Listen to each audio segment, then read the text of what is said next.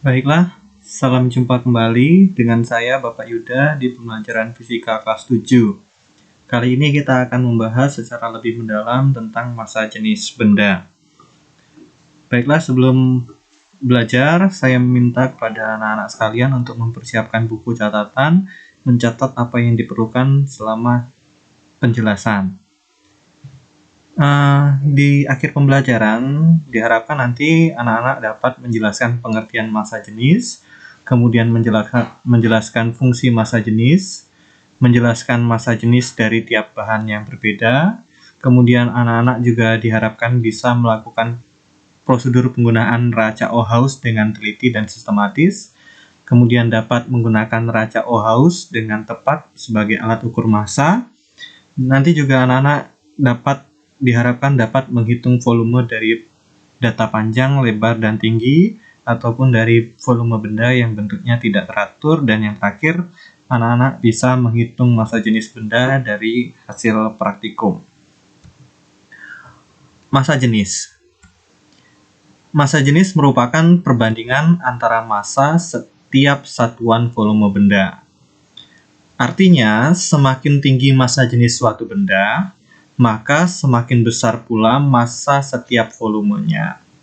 Atau massa jenis rata-rata setiap benda merupakan total massa dibagi dengan total volumenya. Sebuah benda, sebagai contoh ya, sebuah benda yang memiliki massa jenis lebih tinggi, misalnya besi, akan memiliki volume yang lebih rendah daripada benda yang bermassa sama yang memiliki massa jenis lebih rendah. Sebagai contoh, ini ada sebuah sekrup yang terbuat dari besi dan kapas. Dilihat, biarpun massa kedua benda ini sama, ya misalnya sama-sama 1 kg, tetapi volume besi ini akan lebih kecil daripada volume kapas, ya. Itulah yang membedakan antara massa jenis benda yang satu dan benda yang lain. Selanjutnya, satuan dalam sistem internasional untuk massa jenis adalah kilogram per meter kubik. Ini ya, kg per m pangkat 3 atau kilogram dikali meter pangkat min 3. Massa jenis berfungsi untuk menentukan zat. Setiap zat tentunya memiliki massa jenis yang berbeda pula, ya. Dan satu zat berapapun massanya, berapapun volumenya, akan memiliki massa jenis yang sama. Misalnya besi 1 kg, tentunya massa jenis besi 1 kg dengan massa jenis besi 2 kg, massa jenis besi 3 kg, tentunya massa jenisnya sama, ya. Itu maksudnya. Untuk rumus menentukan massa jenis, Rho, ini bacanya Rho ya, bukan huruf P, tetapi ini Rho. Memang mirip seperti huruf P, tetapi beda ya. Ini huruf Yunani, gitu, huruf kuno ya. Rho, bacanya Rho, sama dengan M per V. Rho, RHO. RHO bacanya ya, Rho. Sama dengan M per V, di mana M adalah massa, V dalam volume. Ya. Untuk satuan massa jenis ini ada dua yang biasanya digunakan. Yang pertama satuan dalam sistem internasional, yaitu kilogram per meter kubik. Kemudian ada lagi satuan dalam CGS ya, cm gram sekon, di mana satuannya adalah gram per cm kubik. Nanti akan kita bahas ya setelah ini. Untuk mengukur massa jenis suatu benda, tentunya kita harus mengetahui dulu massa benda tersebut dan volumenya. Berbagai macam alat ukur massa. Sebelum kita lanjut tentang massa jenis, tentunya kita harus tahu massa dulu ya. Untuk mengukur massa itu ada berbagai macam alat yang bisa digunakan. Ini timbangan atau neraca, ini adalah alat ukur massa, ya, bukan alat ukur berat. Jadi selama ini salah kita mengatakan bahwa alat ukur berat kamu berapa, salah ya. Tapi yang benar adalah massa dalam sains. Kalau berat itu pengaruh karena adanya pengaruh dari gravitasi bumi, ya. Nanti kita akan bahas di kelas 8. Nanti untuk alat ukur massa yang lebih akan kita gunakan adalah Ini alat ukur yang ini. Ini namanya neraca Ohaus. Neraca Ohaus ada yang memiliki 3 lengan, ada yang memiliki 4 lengan. Lengan itu yang di sini nanti ya, setelah bahasan ini. Oke, nih kita akan lihat neraca Ohaus. Neraca Ohaus itu ada beberapa bagian. Ini garis titik setimbang di titik 0 ya. Artinya benda ini benar-benar seimbang. Kalau benar-benar seimbang itu hasil pengukuran yang paling tepat. Kemudian ini ada lengan neraca. Nih sepanjang ini lengan neraca. Kemudian ini pemberat atau anting yang disebut dengan anting ya. Di sini ada tombol kalibrasi. Kemudian ini tempat beban ditaruh. Oke, untuk membacanya. Cara menggunakannya dulu ya. Nih, silahkan disimak video berikut ini. Kita akan belajar membaca neraca Ohaus 4 lengan. Perhatikan ada neraca 4 lengan. Kenapa 4 lengan? Disebut 4 lengan karena dia memiliki lengannya 4 memang ya. 1, 2, 3, 4. Ya, jadi ada 4. 1, 2, 3, 4. Nah, kemudian yang pertama harus kita perhatikan sebelum melakukan percobaan adalah lihat skala 0 paling ujung. Skala 0 paling ujung. Ya, agak saya perbesar ya. Saya perbesar dulu.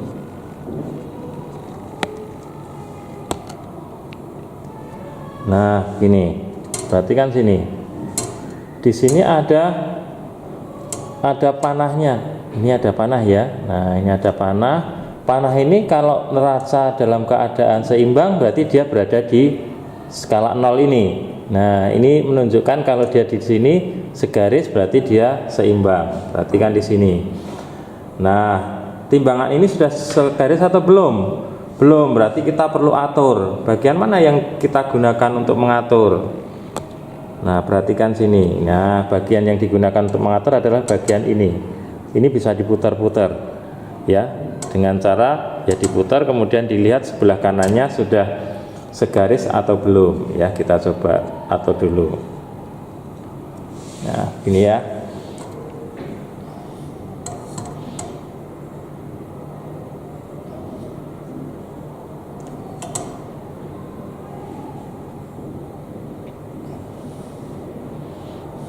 Ya, oke. Sudah pas ya, teman-teman. Nah, kemudian benda yang mau kita timbang, kita naruhnya di sini. Nah, begitu. Kita taruhnya di sini. Oke, saya perbesar dulu gambarnya. Nah, begini. Yang pertama kita lakukan adalah menggeser lengan yang terbesar dulu. Di sini ada 0, 100, 200. Kita geser yang terbesar dulu. Nah, kalau dia belum bergerak turun berarti masih kita lanjutkan. Nah, kalau dia mentok berarti kita kembalikan. Nah, begini. Selanjutnya yang kedua, yang neraca yang kedua ini kita geser.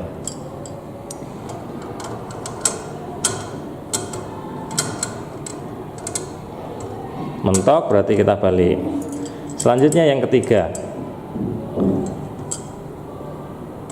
Nah, selanjutnya yang terakhir ini.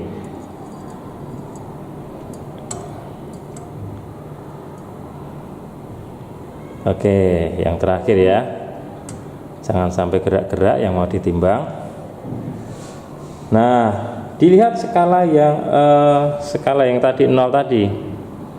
Yang di sini ya, yang di sebelah sini. Nah, lihat. Kalau dia sudah segaris, lihat.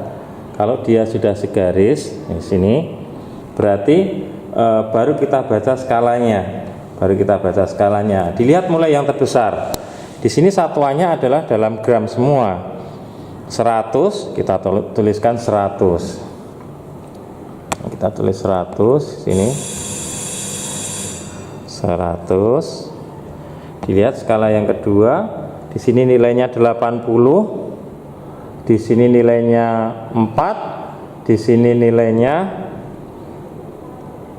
0,65. Nah, jadi 100 kita tuliskan tadi ya. Ini 100, 80, kemudian 4, kemudian yang di bawahnya 0,65. Nah, kita susun ke bawah gini, 5, ini 6, ini 4, ini 8, ini 1. Nah, jadi ketemunya 184,65 gram. Perhatikan satuannya ya teman-teman ya. Oke, begitu mudah untuk membaca neraca ini. Baiklah, setelah tadi anak-anak melihat bagaimana cara menggunakan neraca Ohaus itu sendiri, sekarang bagaimana cara membaca hasil pengukuran dengan menggunakan neraca Ohaus. Nih, contoh ya. Ini lengan belakang, ini lengan tengah, dan ini lengan depan. Ini contoh neraca Ohaus yang dengan menggunakan 3 lengan. Langsung saja, hasilnya itu lengan tengah, karena angkanya ini paling besar ya kita gunakan. Jadi lengan tengah ditambah lengan belakang, karena nomor 2 paling besar, kemudian lengan depan. Ini lengan depan. Lihat dari urutan angkanya yang dari yang paling besar ke paling kecil, agar mempermudah kita dalam perhitungan. Di mana ini menunjukkan angka 500, ini menunjukkan angka 40, sedangkan ini dilihat jarum yang kecil ini menunjukkan angka berapa? 2,1234 ya, 2,4, sehingga hasil pengukuran pada neraca ini adalah 542,4 gram. Satuannya gram ya. Oke, selanjutnya contoh yang berikutnya, ini neraca 3 lengan juga. Nah, ini lengan belakang, lengan tengah, lengan depan ya. Hasil pengukurannya bagaimana? Ya, sama. Dari yang angka yang paling besar.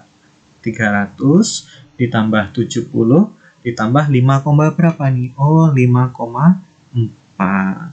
Maka jawabannya adalah 375,4 gram. Ya, itu cara membaca hasil pengukuran dengan neraca Ohaus. Selanjutnya, untuk mengukur volume benda yang teratur. Nih, silahkan dicatat. Ini rumus-rumus volume benda yang biasa kita gunakan dalam perhitungan untuk latihan ya. Ini biasanya digunakan rumus ini. Silahkan dicatat dulu. Boleh sambil di pause ya. Selanjutnya akan saya lanjutkan untuk mengukur volume benda yang tidak teratur. Misalnya ada sebuah meja, di atas meja ini kita letakkan benda yang mau diukur. Apa nih? Ya, batu. Contoh batu ya, batu itu bentuknya tidak teratur ya. Tidak ada panjang, lebar, tingginya nggak ada. Jadi kita bingung gimana mengukur volumenya. Kemudian tentunya kita bisa menggunakan tabung berpancuran. Ini tabung berpancuran yang saya isi air. Kenapa disebut tabung berpancuran? Karena tabung ini apabila penuh airnya akan keluar melalui corong ya. Selanjutnya ada gelas ukur tentunya. Nah, langkahnya bagaimana? Ya, langkah pertama di tabung pancuran ini, berpancuran ini kita isi air sampai penuh. Kemudian biarkan sampai tidak menetes lagi ya. Baru deh kita taruh gelas ukurnya di bawah tabung berpancuran. Ya. Selanjutnya kita masukkan secara perlahan. Secara perlahan, jangan langsung dilepas ya, pelan-pelan masukkannya. Sehingga airnya akan keluar. Nah, jika airnya sudah keluar, tinggal dibaca hasil pengukurannya. Sebagai contoh, ini adalah 70 mm kubik. Itu cara mengukur volume benda yang tidak teratur. Oke, selanjutnya kita akan langsung masuk ke contoh soal tentang massa jenis. Misalnya diketahui sebuah kubus yang memiliki sisi, ya kubus itu sisi ya, sebesar 5 cm. Jika diketahui massa kubus adalah 250 gram, berapa nilai massa jenis kubus tersebut? Tentunya kita harus menuliskan yang diketahui dulu ya, massa sisi, ya, dimana massanya tadi 250 gram. Sisinya adalah 5 cm. Tentunya tadi kita tahu bahwa rumus massa jenis Rho itu sama dengan M per V, bukan M per S ya. M per V. Maka kita cari dulu volume kubusnya dengan rumus sisi pangkat 3 ya. Sisi kali sisi kali sisi. didapat 5 dikali 5 dikali 5 adalah 125 cm kubik. Ini cm, ini cm. Ya, maka cm kubik. Sehingga massa jenis itu kita gunakan rumus Rho sama dengan M per V dengan massanya 250 gram dan volumenya 125 cm kubik. Sehingga didapat massa jenis benda ini atau kubus ini adalah 2 gram per cm kubik. Ya, jadi massa jenis kubus itu adalah 2 gram per cm kubik. Satuannya kita mau konversi misalnya dari gram per cm kubik mau kita ubah ke satuan dalam sistem internasional. Misalnya 2 tadi ya, 2 gram per cm kubik. Cukup sederhana ya, 2 gram dari gram ke kilogram itu dibagi 1000 ya. Dari gram ke kilogram itu dibagi 1000. Dari cm kubik ke meter kubik itu naik berapa? Oh, ternyata naik 2. Tapi setiap naik 1 dia dibagi 1000. Kalau naik 2 berarti dikali 1 juta ya. 1 juta. Oke. Sehingga nolnya bisa dicoret 3, ini bisa dicoret 3. Tinggal 2 kali 1000 kg per meter kubik. Sehingga satuannya dalam sistem internasional adalah 2000 kg per meter kubik. Ya. Atau cara gampangnya, cara sederhananya, misalnya dari gram per cm kubik mau kita ubah ke kilogram per meter kubik, maka cukup kita kalikan dengan 1000 ya. Maka ini contoh 2 kali 1000 langsung ya. Langsung angkanya dikalikan 1000 saja, maka dapat hasilnya kilogram per meter kubik. Baiklah, sekarang konversi satuan jenis yang lain ya. Sebaliknya, kalau tadi kita mengubah dari gram per centimeter kubik, kita ubah menjadi kilogram per meter kubik. Sekarang kebalikannya, dari kilogram per meter kubik mau kita ubah menjadi gram per centimeter kubik. Ya, kebalikannya. Caranya cukup sederhana, ini 800 dikali 1000 dibagi 1 juta. 1000 didapat dari mana? Dari kilogram ke gram, ya, dikali 1000, makanya dapat 1000. Dari meter kubik ke sentimeter kubik, ya dikali 1 juta ya, sama seperti tadi. Ini makanya jadi per 1 juta. Sehingga bisa kita coret. 800 dibagi 1000 gram per centimeter kubik. Atau 8 per 10 gram per centimeter kubik. Sama dengan 0,8 gram per centimeter kubik. Atau cara yang lebih sederhana, kalau tadi dari gram per centimeter kubik diubah ke kilogram per meter kubik, nah sekarang kalau misalnya dari kilogram per meter kubik mau kita ubah ke gram per centimeter kubik, maka cukup dibagi 1000. Cukup dibagi 1000. Kuncinya di sini. Cukup dibagi 1000. Kalau tadi dikali 1000, sekarang dibagi 1000. Mudah-mudahan ini membantu ya, membantu anak-anak. Mudah-mudahan ini membantu anak-anak. Oke, selamat belajar. Boleh diulang-ulang video ini. Tentunya habis ini akan ada tugas dari saya. Selamat belajar. Tuhan memberkati. Tetap semangat.